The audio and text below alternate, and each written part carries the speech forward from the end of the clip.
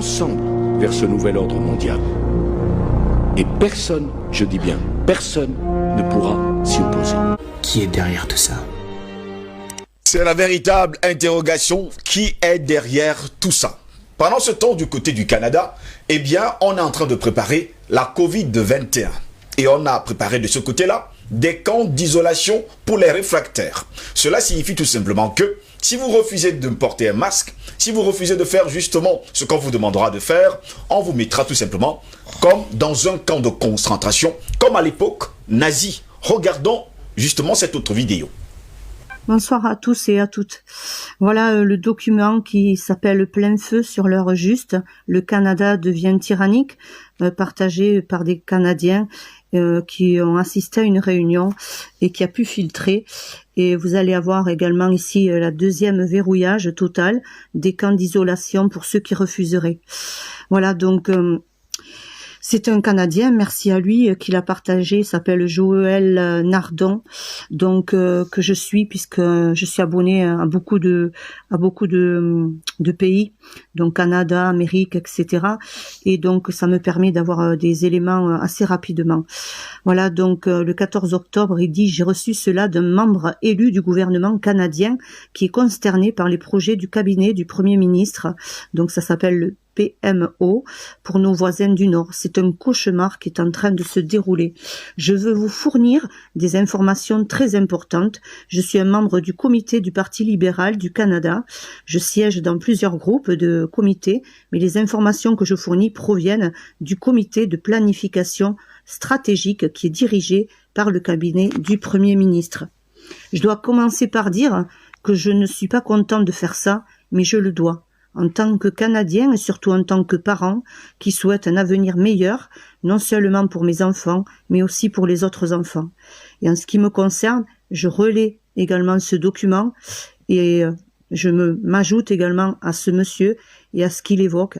Également, moi ce que je veux également, c'est le bien de l'humanité. Et voilà pourquoi je fais également tout ce travail de partage vis-à-vis d'autrui. Voilà. Voilà, c'est un document très très important et où vous allez avoir toutes les dates clés.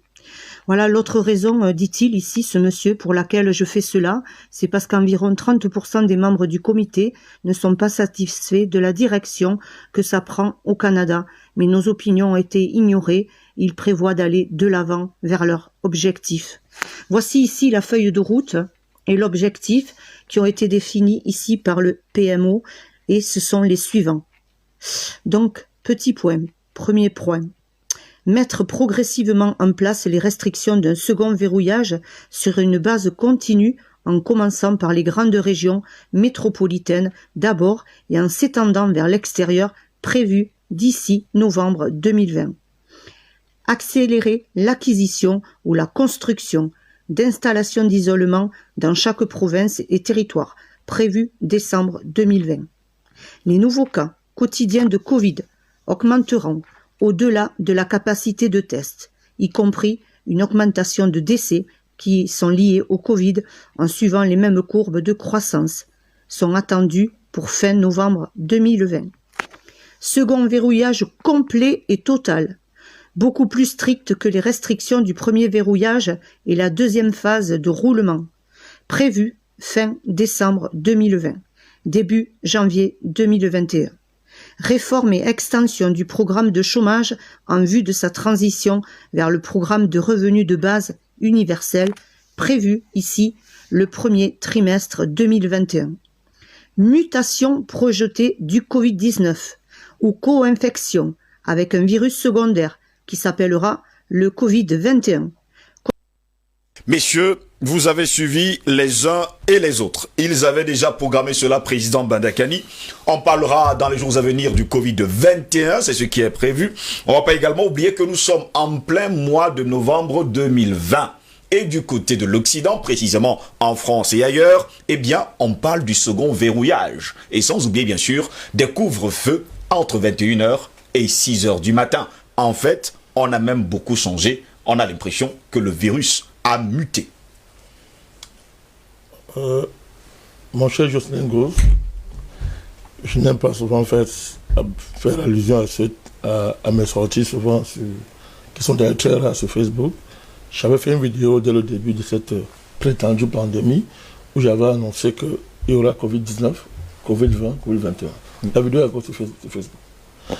Donc, pour rappeler quoi, on est souvent gêné quand il faut toujours répéter la même chose aux Africains, la même chose aux gens, quant à ce qui concerne des évidences, qui souvent relèvent du bon sens. Plus simplement que ça. Nous avons toujours dit que cette affaire a été fabriquée. Ce qui ne veut pas dire que la maladie n'existe pas. Deux choses différentes. Fabriquée, préparée, organisée dans le but d'instaurer un fascisme universel, un nazisme de type universel, dans les mains de quelques familles, dont en particulier les Rothschild. Si vous faites une émission ici sur l'histoire de Rothschild, on va vous amener des éléments. Vous allez voir comment depuis c'est planifié pour arriver où on est arrivé là. Oui. Il y a des traces, tout ça c'est pas nouveau. Depuis au moins 500 ans, c'est planifié au moins pour arriver là. Il y a des traces, il y a des livres, il y a tout.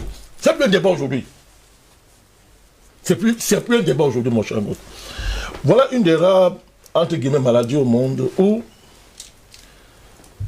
voilà comment ça devient une maladie. Quand vous allez à l'hôpital, les médecins sont payés pour écrire que vous avez le Covid. Vous connaissez beaucoup de maladies où on fait comme ça. C'est-à-dire que les médecins sont payés. Chaque fois qu'ils vont dire Covid, ils reçoivent de l'argent. Et beaucoup de l'argent. Et ceci dans tout le monde entier. Vous avez des primes quand vous dites que quelqu'un est mort du Covid.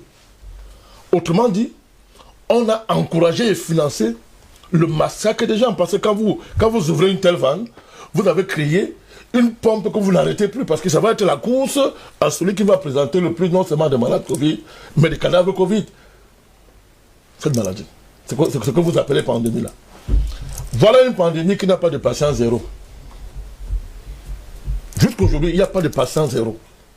Tout le monde sait que l'un des critères de base pour d'abord dire que ça c'est une épidémie ou une pandémie, on dit le patient zéro c'est de base, c'est le déclencheur, c'est la base. Oui. On dit le patient zéro qui sert de référent pour dire que voici ça, le spécimen. Il n'y a pas. Jusqu'aujourd'hui, il n'y a pas. Il n'y a pas. Personne ne le connaît. On a dit que c'est un pangolin. C'est parti d'un pangolin. Après, on l'a inventé, comme ça. Il n'y a pas de chauve-souris. Il n'y a pas de patient zéro. Je ne reviens pas sur tous les scandales qu'il y a dans un pays comme la France, aux États-Unis, où on a tué pratiquement des gens, où c'est le traitement qui vous tue, le traitement que vous administrez qui vous tue. Il y a tellement de scandales. Voilà un virus, n'est-ce pas, entre guillemets, qui est très intelligent. Quand vous êtes dans un métro, il vous évite, mais quand vous êtes dans un restaurant, il vous attrape. Vous pouvez vous balader en plein jour, mais quand vous êtes assis dans une maison, en plein jour, le virus ne vous fait rien. Mais assis dans une maison, le virus vient et vous attrape tous. Donc, c'est un virus extrêmement intelligent. Il sévit dans certains pays, il ne sévit pas ailleurs. C'est un virus spécial parce que le FMI finance les États pour que vous confinez vos populations. Oui. Et que vous dites que non, mon pays est désormais sous danger Covid et vous recevez de l'argent. Voilà toujours voilà le même virus. C'est extraordinaire. Aujourd'hui, des médecins, les infectiologues les plus connus du monde, comme Didier Raoult et autres, ont déjà dit que ce virus a muté. Il mute. Et ils ont isolé plusieurs échantillons de mutants isolés. Vous pouvez voir ça, sur YouTube, hein. Vous tapez son tour, vous voyez tout ça là-dedans. Ne vous inquiétez pas. Mais on nous dit pourtant que des vaccins sont déjà arrêtés. Mais c'est pour vacciner quoi? Puisque le Covid, le virus là, tel qu'on a connu en mars dernier, a déjà muté. Les vaccins aussi vont muter. Les vaccins vont muter aussi. Nous avons dit depuis, mon cher Ngos, que cette affaire-là, les gens qui dirigent le monde, entre guillemets, qui dirigent le monde, sont les vrais nazis. Hitler, c'était Jésus devant ces gens-là. Hitler, c'était un enfant devant ces gens-là. Voilà le vrai nazisme devant nous. Le vrai nazisme, ces camps de concentration, c'est pas seulement au Canada, en Allemagne, partout dans beaucoup de pays européens, ces camps sont déjà préparés. Préparé. Et heureusement, et c'est même un des enjeux de l'élection américaine. C'est un des enjeux de l'élection américaine. Quand vous voyez des gens comme le Joe Biden, Parti démocrate, vouloir passer par tous les moyens, l'enjeu c'est ça. Parce que dès qu'il passe aux États-Unis, il déclare le programme en France, au Canada, en Allemagne et dans tous ces pays européens. Pendant qu'on confine les gens, vous avez des pays au monde qui n'ont pas confiné, qui n'ont pas confiné. La Suède n'a pas confiné. La Biélorussie a refusé. Donc, il est établi aujourd'hui par l'OMS à le conduire enfin ça. L'OMS a enfin une honte et a dit ouvertement que non, le confinement est dangereux, c'est inapproprié, ça appauvrit les pays pour rien. C'est l'OMS qui l'a dit. Je ne reviens pas sur le fait qu'elle a avalé sa langue même sur le masque.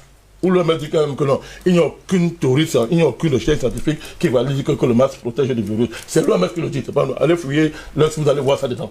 C'est eux qui le disent. Mais pourquoi donc on prépare ces camps de concentration? Mon cher gosse, vous dites bien eugénisme, le projet il est clair.